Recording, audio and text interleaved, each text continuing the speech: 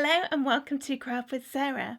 In today's card making tutorial, I'm going to teach you how to make a wonderful little accordion cascade card just like this. These cards are really fun because they open up to reveal all of the different layers. And if I open it up all the way, you can just see all of the pretty patterns and papers we've got on there. And if I turn it around the other way, you can see that the whole thing is decorated, so it is perfectly double-sided. So these cards are really easy to make with the help of your Cricut to cut out the mats and the actual card itself. If you don't have a Cricut though, don't worry, head on over to craftwithsarah.com. I'll put the exact link underneath this video so you can get a PDF template to cut it out by hand if you don't have a cutting machine. If you do have a cutting machine, however, it will be a little bit easier just because the machine does all the hard work for you.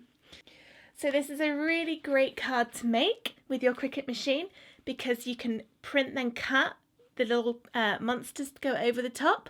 But if you don't want to do print and cut, you can use any other card making embellishments or flowers or toppers or anything that you've already got in your craft stash.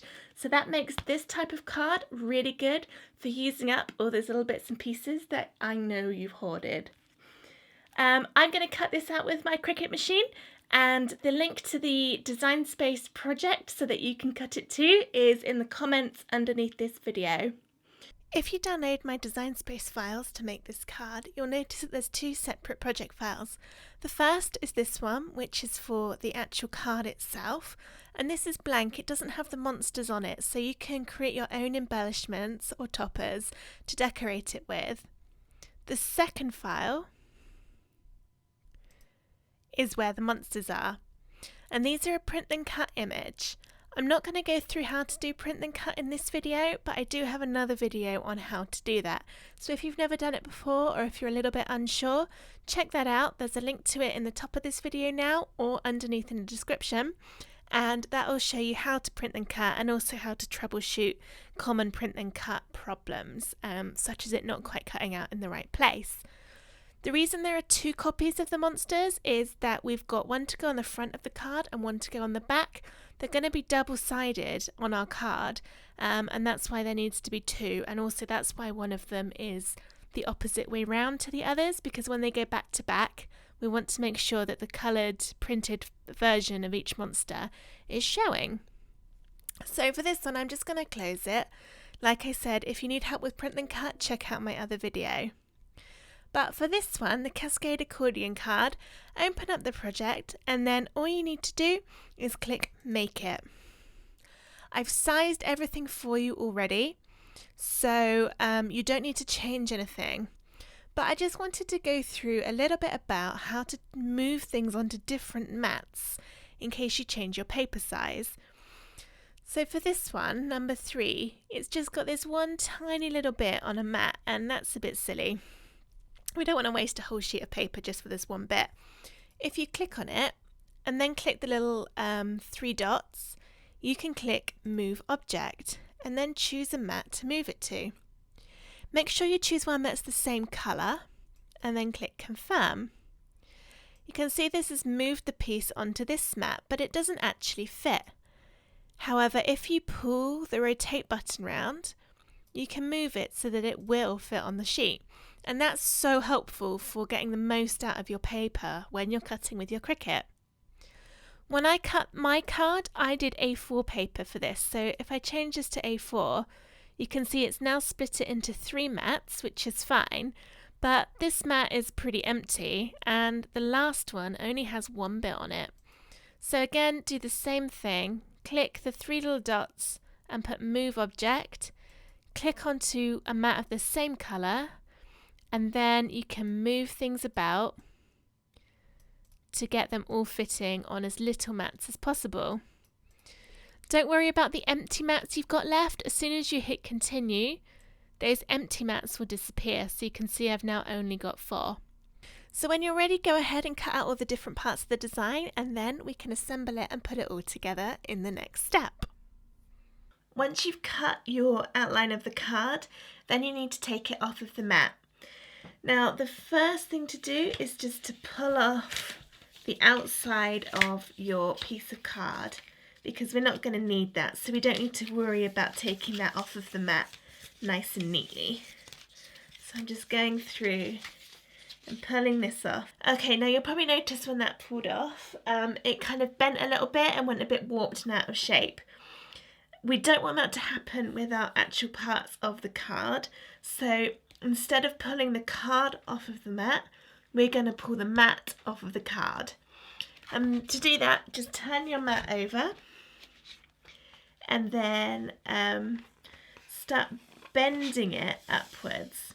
And you can see as I'm doing this, my card pieces are just coming away from the mat and they're not bending at all. So be careful when you're doing this that you just bend your mat. You don't want to fold it, because if you try and fold it, it might end up snapping. All we're doing is a gentle bend upwards to get our card to just naturally fall off. And this might be a little bit trickier than it looks here. It kind of depends on how sticky your mat is. Mine's not that sticky at the minute, so that came off quite easily. But once you've done that, then you'll end up with your two pieces. Now, mine have got some little bits on the side from where my card was a little bit thicker than I was expecting. So if you get that, you could just go ahead and cut it with a craft knife, or just sort of scratch it off. I'm just going to sort of bend mine in, pull it off a little bit to get nice neat edges. So that serves me right for using thick card that I've never tried before without doing a test. Okay, so I've got my two pieces here and I am going to start assembling my card. So to do that, first put them the right way round. So I'm going to use the bigger bit first, and where you've got the score line down the middle, just turn it upside down, fold it along that score line, and that's all we need to do for now. And then on this one, which is our front one, we're going to do the same again, just fold it in so it's standing up here, and then the bottom bit with the tab, so we folded the first bit so it's like a V, and this one we're going to fold back on itself like this. So we end up with this shape. So you can see how this is going to work as you close it.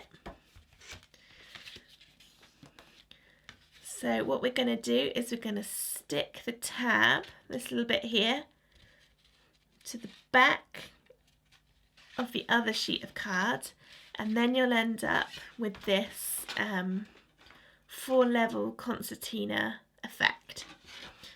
So to do that, just open up your smaller bit again, put some glue onto the back of that tab, or you could use double-sided tape, but I quite like glue because it's repositionable if you don't quite line it up on the first go. So we're just going to take the two pieces and line them up exactly, stick them together, and then make sure it all folds in. And if you've used glue, then you might just need to hold it for a while to get your glue to stick. Okay, so once that's all nice and dry, that will be firmly stuck in place. So you've got your nice wide accordion card that we've created. So the next thing to do is to stick together all of our pieces to go on the different sections.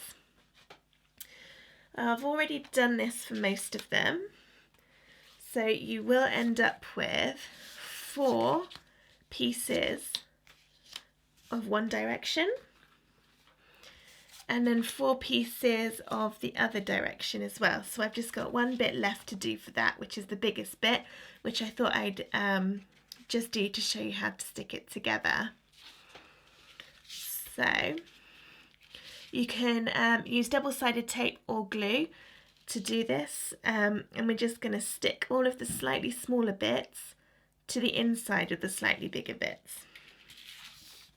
So I'm going to use glue. You don't need to absolutely drown it with glue. Just a little bit should be fine. Although it does depend on the weight of the card or paper that you're using. So I'm just going to stick that in. And again, the benefit of glue is if you haven't quite got it straight on the first go, you can wiggle it about a bit until you've got it straight.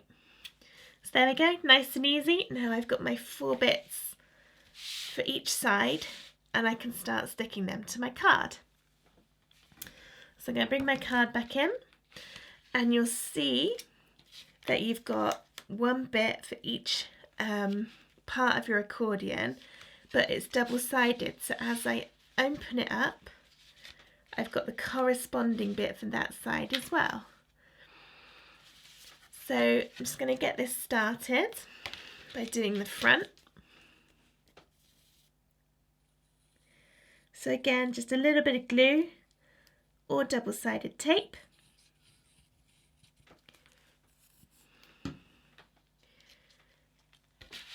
And then stick it in the middle, as close as you can get it, but you can just eyeball it. There we go. Just make sure that's all firmly stuck down.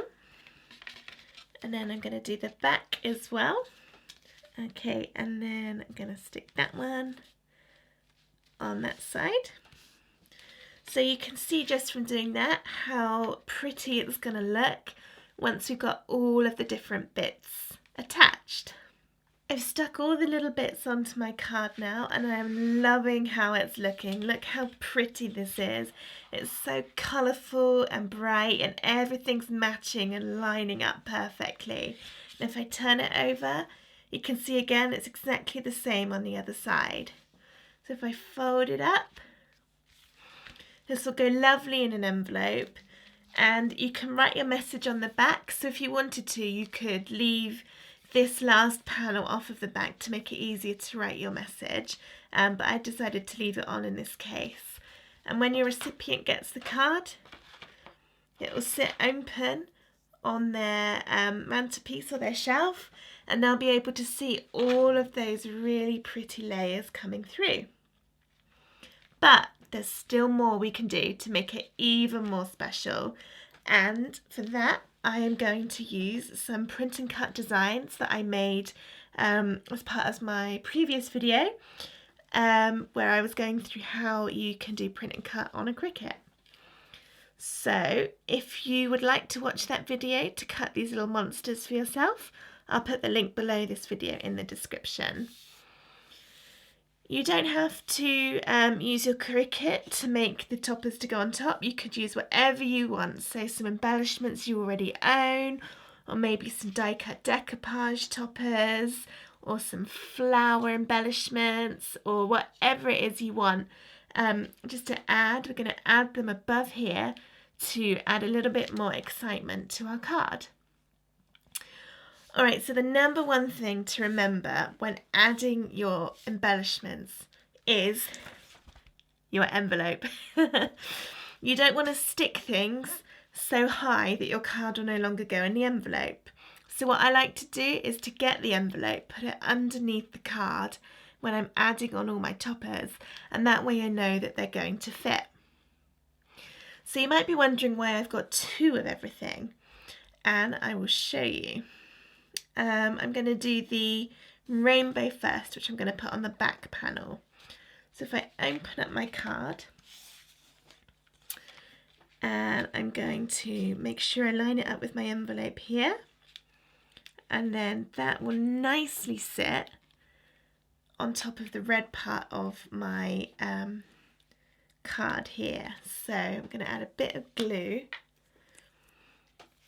to the bottom of the rainbow. And then stick that to the top of that back panel of the card. Okay, so already that's added so much more excitement to our card. But when you turn it over, oh, that's looking a little bit boring. And that's the reason for the double-sided prints. So I'm going to turn this over again.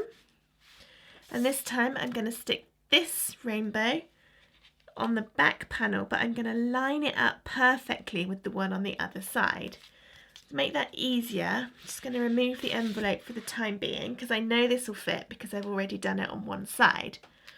So I've got my envelope here, rainbow, and this time I can put glue on the whole of the rainbow. So I'm going to put a bit on the bottom, and then, oops, don't do this on top of your card in case you spill glue like I just did. And then I'm going to add glue to the rainbow that's already there, and then stick this rainbow on my back panel again against the red, and then line it up with the rainbow the other side, and then make sure that's stuck down really firmly. Okay, so now I've got that pretty on the back, and I turn it over and it matches on the front as well. So what I'm going to do now is I'm going to go through the rest of the different parts and just add on all of these different toppers, making sure that when I stick a new one down, I put the envelope back in just to make sure I'm not going over the edge, because if I did something like that, it's not going to fit in my envelope, which is not going to be good. Alright, so I'm just going to go through the rest of these little aliens and get them all stuck down. And here it is, my finished card. Look how cute this is with all the little monsters. One of the really cool things about adding your toppers with the envelope underneath is that it encourages you to see how your card is going to look when it's flat, when it first comes out the envelope. So when you're sticking all the bits on, you can make sure they all line up, so that when the card just comes out the envelope, you can see all of the different things you put on. And then as you open it up, you get all of, let's do it this way, all of those toppers appearing. Doesn't that look good? And the best thing is, because we double-sided those monsters, when we turn it over, ta-da! We've got them all on the other side as well. I just love this card. I can't wait to give it to someone. You can see how it all comes together to fold up into that final design. I hope you've enjoyed making this Cascade Accordion card. It was really fun to make, and I'm really happy with how it turned out. It's just so bright and colourful, and it will look great sat up on the mantelpiece or the shelf, or wherever your lucky recipient chooses to display their card. It will definitely be one that they remember. If you liked this video, then please give it a thumbs up below, and don't forget to subscribe for more card making and Cricut videos.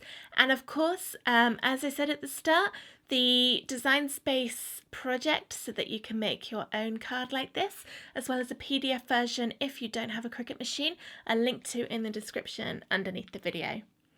Thank you for watching, and I'll see you next time.